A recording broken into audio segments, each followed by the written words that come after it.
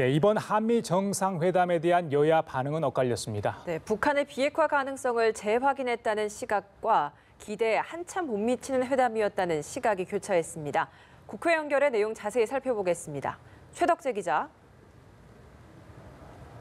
네, 국회입니다. 우선 더불어민주당은 한미 간 굳건한 공조로 북한의 비핵화라는 단결된 합의를 봤다고 평가했습니다.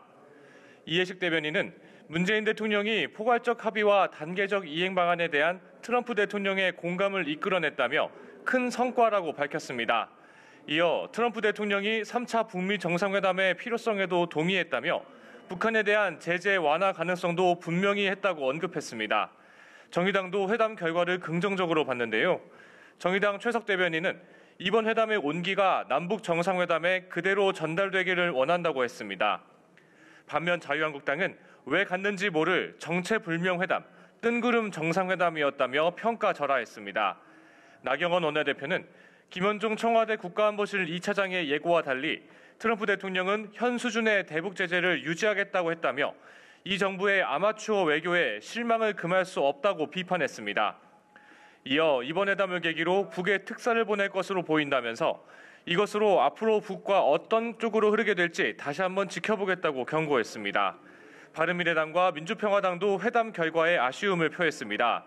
바른미래당 손학규 대표는 중단된 협상이 재개될 수 있다는 모멘텀을 살렸다는 데 커다란 의미가 있다면서도 회담에선 실질적 진전은 없었다고 밝혔고 평화당 정동영 대표는 비핵화에 어떻게 도움이 된다는 것인지 답답하게 끝나 안타깝다고 평가했습니다.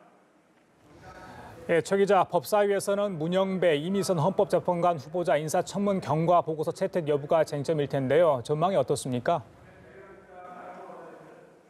네, 우선 보고서 채택 여부는 불투명하다는 것이 일반적인 견해입니다. 문 후보자의 이념 편향성 그리고 이 후보자의 주식 과다 보유 논란을 갖고 여야가 계속 공방을 벌이고 있기 때문인데요. 그중에서도 특히 이 후보자의 비판의 화살이 집중됐습니다. 한국당 나경원 원내대표는 이 후보자는 청문회에 앉기 전에 검찰청에 먼저 앉았어야 했다며 법관으로서의 양심이 있다면 본인 스스로 사퇴해야 한다고 촉구했습니다. 뿐만 아니라 다음 주 월요일에는 이 후보자의 내부 정보 활용 의혹 조사 등을 위한 검찰 고발도 추진할 계획이라고 밝혔습니다. 이어 나 원내대표는 청와대 인사검증 시스템도 정면 비판했습니다.